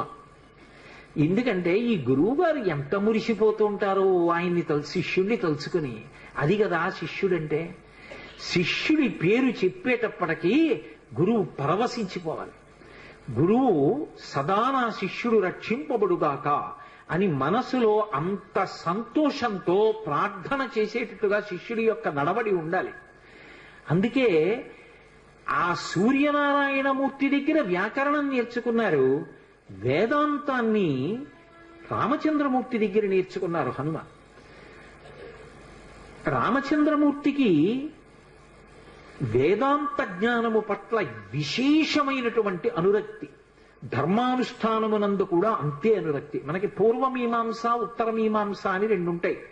పూర్వమీమాంస ధర్మాన్ని ప్రతిపాదన చేస్తుంది, అందుకే దానికి ధర్మమునందు అనురక్తి కల్పించేటటువంటి శాస్త్రము అని ధర్మ జిజ్ఞాస అని పిలుస్తారు. ఉత్తరమీమాంస పరావిద్యని చెప్తుంది, అపరావిద్యని మిగిలినవి చెప్తాయి. పరావిద్య అంటే మోక్షమునకు కారణమైనటువంటి వేదాంత శాస్త్రం. అది కేవలము కూడా బ్రహ్మ జిజ్ఞాస అంటారు. బ్రహ్మ జిజ్ఞాస అంటే కేవలము జ్ఞానమునందు అనురక్తి. ఆ జ్ఞానము ఎవరికి కలుగుతుందో వాడే మోక్షమునకు అర్హుడవుతాడు. వాడు జీవన్ముక్తుడు అంటారు. శరీరంతో ఉండి కూడా మోక్షాన్ని పొందేసిన వాడే. శరీరం పడిపోయిన తరువాత పొందేది విదేహ మోక్షం. అంతేకాని చచ్చిపోయిన తర్వాత ఎప్పుడో మోక్షం వస్తుంది అన్నది అద్వైత సిద్ధాంతం కాదు. జ్ఞానము కలిగిన కారణం చేత శరీరంతో ఉండగానే మోక్షాన్ని పొందేస్తాడు. అందుకే కురుడిని పూర్ణాహుతిలో వాడతారు. అది పెంకు నుంచి విడిపోతుంది. శరీరంలో ఉన్న గుడుగుడులాడుతూ తాను వేరుగా ఆత్మగా ఉంటాడు. సాక్షిగా శరీరాన్ని చూస్తూ ఉంటాడు. ఆ జ్ఞానమునకు ఎవరు చేరిపోయాడో అటువంటి వాడికి ఇహ విహిత కర్మ నిషిద్ధ కర్మ అన్న 2 మాటలు అన్వయం అవ్వవు. అన్నిటికీ అతీతంగా ఉంటాడు. అదిగో అటువంటి మహాజ్ఞానులలో అగ్రగణ్యుడెవరు అంటే స్వామి హనుమ. సాధారణంగా లోకంలో హనుమ అనేటప్పటికీ ఏం చెప్తామంటే ఆయన చాలా గొప్ప బలవంతుడు అంటారు. భజరంగ బలి అంటుంటారు. ఉత్తర భారతదేశం అంతా కూడా ఆయనది ఉక్కు ముక్క లాంటి శరీరం అంటారు. కానీ యథార్థం మనకు అదొక్కటే కాదు. అసలు హనుమ యొక్క తత్వాన్ని అద్భుతంగా అనుభవించిన మహాపురుషుల్లో ఒకడు సంత్ గోస్వామి తులసీదాస్. తులసీదాస్ గారు ఆయన మీద కొన్ని ప్రార్థనా శ్లోకాలు చెప్పారు. హనుమాన్ చాలీసా చేసే అలవాటు ఉన్నవారు ఆ ప్రార్థనా శ్లోకాలు చేస్తారు. అవి సంస్కృతంలో ఇచ్చారు ఆయన. దాన్ని ఆ ప్రార్థనా శ్లోకం చెప్తూ అతులిత బలధామం స్వర్ణ శైలాభదేహం ధనుజవన కుశానం జ్ఞానినామగ్రగణ్యం అంటారు తులసీదాస్ గారు. అతులిత బలధామం, అతులిత అంటే పోల్చడానికి ఇక అటువంటి బలం ఉన్నవాడు లేడు. ఆయన బలంతో సమానమైన బలం ఉన్నవాడు అని చెప్పడానికి వీలు లేదు. ఎందుకని కింద ఒక పెద్ద విషయం ఉంది. స్వర్ణ శైలాభదేహం, భ కాంతి, బంగారు కాంతి శరీరంలోంచి వస్తూ ఉంటుంది. ఎక్కడదది? మీరు పతంజలి యోగశాస్త్రాన్ని పరిశీలిస్తే అందులో కనపడుతుంది. ఎవరు నిరంతర బ్రహ్మచర్యంలో ఉంటారో, అస్కలిత బ్రహ్మచారి, అసలు ఎన్నడూ ఆయన మనసు కామమునకు వశం కాదు. ఎన్నేళ్ళొచ్చినా అటువంటి బ్రహ్మచర్య దీక్షలో నిలబడి తన యొక్క వీర్యశక్తిని తేజశక్తిగా ఓజోశక్తిగా మారుస్తాడో అటువంటి వాడి రోమకూపములలోంచి బ్రహ్మ తేజస్సు బంగారు కాంతితో పైకి కొడుతుంది. అది తులసీదాస్ గారి నిర్వచనం. అతులిత బలధానం, అటువంటి బ్రహ్మచర్యనిష్ఠున్నవాడు. జితేంద్రియం, ఇంద్రియములను గెలిచినవాడైన. కాబట్టి అతులిత బలధామం, ఆయనతో సమానమైన బలవంతుడు వేరొకడు ఉన్నాడని చెప్పడానికి వీల్లేదు. అంతటి మహాబలవంతుడు హనుమ ఒక్కరే. ఆ బలానికి కారణం ఆయన బ్రహ్మచర్యం కూడా. అతులిత బలధామం స్వర్ణ శైలాభదేహం, అది యోగశాస్త్ర రహస్యం. అందుకన్నారు తులసీదాస్ గారు, ఏదో శరీరం బంగారు కాంతి చెప్పడానికి కాదు. తులసీదాసు గారు అపరిమితమైనటువంటి హనుమ యొక్క అనుగ్రహాన్ని పొందిన మహాపురుషుడు. స్వర్ణ శైలాభదేహం ధనుజవన కృశానం, రాక్షసులు అనబడేటటువంటి వనాన్ని అంతటినీ కూడా కార్చిచ్చు రూపంలో కాల్చేసినవారు. కార్చిచ్చు అని అంటుకుంటుంది అరణ్యంలో. రోహిణీ కార్తీ అటువంటి వాటి సమయంలో అంటుకుంటుంది. అసలు ఆ కార్చిచ్చు చూడ్డానికి భయం వేస్తుంది. మీరెవరైనా ఎప్పుడైనా చూశారో లేదో, నాకు ఒకసారి ఈశ్వరుడు దాన్ని చూసేటటువంటి అవకాశం కల్పించాడు. ఒకప్పుడు మంచి వేసవి కాలంలో శ్రీశైలం క్షేత్రంలోంచి కిందకు వచ్చేస్తున్నాను. మేము వచ్చేస్తున్నటువంటి కొండలకి ఆవలి వైపు కొండల మీద కార్చిచ్చు అంటుకుంది. కార్చిచ్చుకో లక్షణం ఉంటుంది. మామూలుగా ఇలా నిలబడి మండదది, అది దూకుతుంది మంట. అసలు చూడ్డానికి గజ గజ గజ గజ వణికిపోతాం. అది ఇక్కడి నుంచి పెద్ద వలయం తిరిగినట్టుగా ఇలా తిరుగుతుంది, తిరిగి దూకుతుంది అవతల వైపుకి. ఆ దూకుతున్నప్పుడు అది దేని మీదకి దూకుతూ వెడుతుంటుందో అదంతా బూది కుప్పల కింద పడిపోతుంటాయి చెట్లు. అది అలా అంటుకుపోతుంది, అంటుకుపోయి వ్యాపించేస్తూ దూకుతూ వెళ్ళిపోతుంది. అలా ఒక గంట ఉందంటే అరణ్యం అంతా కాలిపోతుంది. అందులోంచి ప్రాణులు కూడా తప్పుకోలేవు. ఎంత వేగంగా వెళ్లే ప్రాణులు కూడా కాలిపోతాయి, పక్షులు కూడా పడిపోతాయి ఆ వేడికి. అలా వెడుతుంది. అబ్బా, ఏమి ఉపమానం అండి తులసీదాస్ గారిది! ఏం అనుభవించారు హనుమ యొక్క శక్తిని! ఎవరు వెయ్యగలరు ఇంకటువంటి ఉపమానం? హనుమ యొక్క అవతారమే అంటారు. హనుమతో మాట్లాడేవారు, హనుమతో కలిసి కూర్చున్నారు, హనుమ వలన ఎన్నో విషయాలు తెలుసుకున్నారు ఆయన. అటువంటి వారు కాబట్టి అటువంటి మాటలు వెయ్యగలిగారు హనుమ గురించి. అందుకే హనుమాన్ చాలీసా అంత శక్తివంతమైంది లోకంలో. స్వర్ణ శైలాభదేహం ధనుజవన కృషానం జ్ఞానినామగ్రగణ్యం. ఇది తులసీదాస్ గారి ప్రార్థన. ఇప్పుడు నేను తులసీదాస్ గారి ప్రార్థన అంతా చెప్పి వ్యాఖ్యానం చేయడం అంటే అయ్యే పని యథార్థానికి ఏదో పైకి తేల్చేస్తున్నాను కానీ ఎప్పుడైనా నాతో పరమేశ్వరుడు హనుమాన్ చాలీసాకి వ్యాఖ్యానం చేస్తే అప్పుడు ఇద్దరు. కాబట్టి జ్ఞానినామగ్రగణ్యం, జ్ఞానుల యందు అగ్రగణ్యుడు, మామూలు వాడు కాదాయన, జ్ఞానుల యందు అగ్రగణ్యమైనటువంటి వాడు. ఎక్కడిది ఈ విషయాలన్నీ తులసీదాస్ గారు ఎట్నుంచి కలుపుతున్నారు? నేను ఇందాక మీతో మనవి చేశానే, ధర్మ జిజ్ఞాస బ్రహ్మ జిజ్ఞాస అని ఉంటాయి అని. ధర్మ జిజ్ఞాస రాముడు అరణ్యవాసంలోనూ రాజ్య పరిపాలనలోనూ నిరూపణం చేశాడు. ఆయన ఎక్కడ నేర్చుకున్నాడు ఈ బ్రహ్మ జిజ్ఞాస? యోగవాసిష్టం అని ఓ గ్రంథం ఉంది, అద్వైత సిద్ధాంతానికి ఆయుపట్టు. వశిష్ఠుడు గురువై అద్వైత రహస్యములను, అసలది జ్ఞానవాసిష్టము అంటారు. అటువంటి జ్ఞానాన్నంతటినీ వశిష్ఠుడు రామచంద్రమూర్తికి ప్రబోధం చేశాడు. అప్పుడు విన్నాడు, అనుభవంలోకి తెచ్చుకున్నాడు. మీరు ఎప్పుడైనా అటువంటి మూర్తిని చూశారో లేదో నాకు తెలియదు. నాకు జ్ఞాపకం ఉంటే నేను ఈ 5 రోజుల్లో మీకు ఆ మూర్తిని తీసుకొచ్చి చూపిస్తాను. ఒక అద్భుతమైన ప్రార్థనా శ్లోకం ఉంటుంది. రాముడు రాజ్య పరిపాలకుడిగా కాదు, గురువుగా కూర్చుంటే ఎలా కూర్చుంటాడో.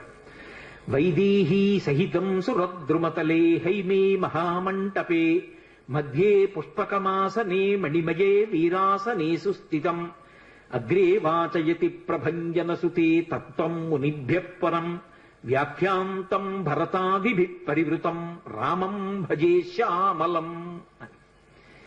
ఇందులో ఒక పెద్ద చమత్కారం ఉంది. హనుమ పాఠం నేర్చుకోవడం అంటే ఎన్ని విచిత్రాలు జరిగాయి అనుకుంటున్నారు? రాముడు ఎక్కడ నేర్చుకున్నాడు అసలు ఈ చెప్తున్న పాఠాన్ని? వశిష్ఠుడి దగ్గర నేర్చుకున్నాడు. వశిష్ఠుడెవరు? శ్రీమన్నారాయణుని యొక్క శిష్యుడు. ఎందుకని? మీరు అద్వైత గురు పరంపర చెప్పారనుకోండి, నారాయణం పద్మభువం వశిష్టం శక్తించ తత్పుత్ర పరాశరంచ వ్యాసం శుకం గౌడపాదం మహాంతం అని గోవింద పాదంచ తధాస్య శిష్యాం అని చెప్తాం. ఆ తర్వాత శంకర భగవత్పాదులు వారి యొక్క శిష్యులు, ఆ పరంపర అంతా వస్తుంది. అందులో నారాయణం మొట్టమొదటి గురువు శ్రీమన్నారాయణుడు. నారాయణుని తర్వాత వచ్చిన గురువు పద్మభువం. అంటే నారాయణుని తర్వాత అంటే ఇంకో ఉద్దేశ్యంతో కాదు, నారాయణుని యొక్క గురుత్వమును అందుకుని గురువుగా ప్రకాశించిన వాడు బ్రహ్మగారు. బ్రహ్మగారి స్థానంలోకి మళ్ళీ బ్రహ్మగారిలా గురువు స్థానంలో కూర్చుని ప్రబోధం చేసిన వాడు వశిష్ఠుడు. ఇప్పుడు వశిష్ఠుడికి గురువెవరు? బ్రహ్మగారు. బ్రహ్మగారికి గురువెవరు? నారాయణుడు. కాబట్టి ఇప్పుడు వశిష్ఠుడికి నారాయణుడు ఏమవుతాడు? పరమగురువు అవుతాడు. గురువు గారి గురువు పరమగురువు కదా. ఇప్పుడు మా గురువు గారు ఉన్నారు, మా గురువు గారికి గురువు గారు నాకు పరమగురువు గారు అవుతారు. అలా వశిష్ఠుడికి నారాయణుడు ఏమవుతాడు? పరమగురువు అవుతాడు. అందుకే నారాయణుడి పేరు చెప్తే వశిష్ఠుడు ఏం చెయ్యాలి? వెంటనే లేచి నిలబడి నమస్కారం చేయాలి. పరమగురువు గారి పేరు చెప్పినా పరమగురువు గారు కనపడ్డా. కానీ రామావతారం దగ్గరికి వచ్చేటప్పటికి ఒక చమత్కారం జరిగింది. ఆ వశిష్ఠుడు రాముడికి గురువుగా వచ్చాడు. రాముడెవరు? నారాయణుడు. ఇప్పుడు రాముడు ఏం చేశాడు? వశిష్ఠుడి పాదాలు పట్టుకుని నమస్కారం చేశాడు, చేసి పాఠం చెప్పమని అడిగాడు. ఇప్పుడు తనకి పరమగురువైన నారాయణుడు తనకి శిష్యుడై తన కాళ్ళు పట్టుకుంటే పాఠం చెప్పాడు వశిష్ఠుడు. ఇదొక చమత్కారం రామావతారంలో గురు శిష్యుల విషయంలో. అటువంటి వశిష్ఠుడి దగ్గర యోగవాసిష్టం జ్ఞానవాసిష్టం నేర్చుకున్నాడు, అనుభవంలోకి తెచ్చుకున్నాడు. తెచ్చుకుని ఇప్పుడు ఈ పాఠం ఎవరికి చెప్పాలి? దానికి అర్హుడైన వాడు ఉండాలి. ఎవడు అర్హుడు? ఏ కోరిక లేనివాడు. ఏ కోరిక లేకపోవడం అంత తేలిక మార్గం అనుకోకండి. ఏ కోరిక అడగడానికి లేకపోవడం అంటే అది గురువు గారు కోరుకునేటటువంటి అద్భుత స్థితి కలిగిన శిష్యుని యొక్క లక్షణం. అదే సామాన్యమైన విషయం కాదు. ఎవరుంటారు అలా? కనపడడం ఏం మాటలండే, ఆ స్థితికి చేరుకోవడం హనుమ ఒక్కరే. అందుకే వైదేహీ సహితం సురద్రుమతలే హైమే మహామండపే. బంగారు మంటపంలో రామచంద్రమూర్తి కూర్చున్నారు. మునులు కూడా వచ్చారు ఆయన దగ్గర వినడానికి. కానీ ఆయన ఎవరికి ఉపదేశం చేశారో తెలుసా? ఆయనకి ఉపదేశం చేస్తుంటే మిగిలిన వాళ్ళందరూ విన్నారు. ఎవరికి? హనుమకి ఉపదేశం చేశారు. ఎందుకని? అగ్రేవాచయతి ప్రభంజన సుతే తత్వం మునిభ్య పరం వ్యాఖ్యాంతం భరతాధివి పరివృతం రామం భజే శ్యామలం. నీలమేఘఛాయ కలిగినటువంటి రాముడు తత్వోపదేశం చేస్తే ఇలా ముద్ర పడతాడు, చిన్ముద్ర. ఇలా చిన్ముద్ర పట్టి ఎలా కూర్చుంటాడంటే వీరాసనే సుస్థితం. ఈ కాలు తీసి ఈ కాలు మీద వేసుకుంటాడు. దాన్ని వీరాసనం అంటారు. అంటే గురువు గారు కేవలం జ్ఞానోపదేశం చెయ్యడానికి మాత్రమే కూర్చున్నారు. ఇక అంతకన్నా పై స్థాయి ఉండదు. ఇక అదొక అద్భుతమైన స్థాయి. లోకంలో ఇక జ్ఞానం ఇవ్వడం కన్నా గొప్పదేదీ లేదు. ఆ స్థితిలో గురువు గారు కూర్చున్నారు అని గుర్తు ఏమిటంటే, ఒక మోకాలు మీదకి రెండో కాలు వేసుకుంటారు. దక్షిణామూర్తి కూర్చుంటాడు. అలా కూర్చుంటే చుట్టూ సనక సనందనాథులు కూర్చుంటారు. అలా రాముడు కూర్చున్నాడు, ఇలా కాలు మీద కాలేసి. కూర్చుంటే తొడ మీద, ఎడమ తొడ మీద వైదేహీ సహితం సీతమ్మ కూర్చుంది. ఎందుకు సీతమ్మ కూర్చోవడం? ఎందుకు? గురువు గురుపత్ని అభేదం. గురువు గారు ఎంతో గురుపత్ని అంతే. గురువు గారు వేదాంత పాఠం చెప్తున్నప్పుడు గురుపత్ని కూడా అంతే వేదాంత ధోరణిలో ఉంటుంది. అందుకే జానకీ సహితం సీతా సహితం అనలేదు, వైదేహీ సహితం.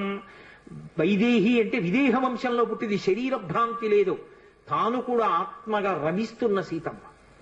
అటువంటి సీతమ్మ రాముడి తొడ మీద కూర్చునుండగా వీరాసనంలో కూర్చుని సురద్రుమతలే హైమే మహామండపే మధ్యే పుష్పకమాసనే మణిమయే వీరాసనే సుస్థితం. చక్కగా కూర్చున్నాడు. ముందు సుస్థితం, బాగా సువ్యవస్థితంగా గురువుగారు కూర్చుంటే కదూ పాఠం చెప్పడం. సుస్థితం. అంతమంది మునులున్నారు, భరతాదులున్నారు. భరతుడు యువరాజు, ముందు యువరాజు కూర్చోవాలి. కానీ భరతుడు కాదు కూర్చున్నది. ఎవరిని కూర్చోబెట్టారు ముందు? ఎవరికి చేస్తున్నాడు ఉపదేశం? అగ్రేవాచయతి ప్రభంజన సుతే. ప్రభంజన సుతుణ్ణి కూర్చోబెట్టారు. ప్రభంజనుడు అంటే వాయువు. వాయువు యొక్క కుమారుణ్ణి కూర్చోబెట్టారు. ఇందులో ఒక చమత్కారం ఉంది. మామూలుగా వాయువు అంటారు, ప్రభంజనుడు అని ఇప్పుడంటారంటే విరిచేసేంత వేగంగా వెళ్ళిపోతాయి. వాయువు మామూలుగా వీస్తోందనుకోండి, అందరికీ సంతోషంగా ఉంటుంది. అదే వాయువు ఏ పెను తుఫానో వచ్చినప్పుడు వీచినట్టుగా విపరీత వేగంతో వీసిందనుకోండి, ఎదురుగుండా ఉన్న వస్తువు విరి కింద పడిపోతుంది. కర్ర కానివ్వండి, చెట్టు కానివ్వండి, స్తంభం కానివ్వండి. అప్పుడు ప్రభంజనుడు అంటారు. హనుమతి ఎటువంటి వేగం?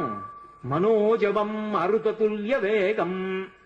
విపరీతమైన వేగం శరీరానికి ఉంది, అంతే వేగం మనస్సుకుంది.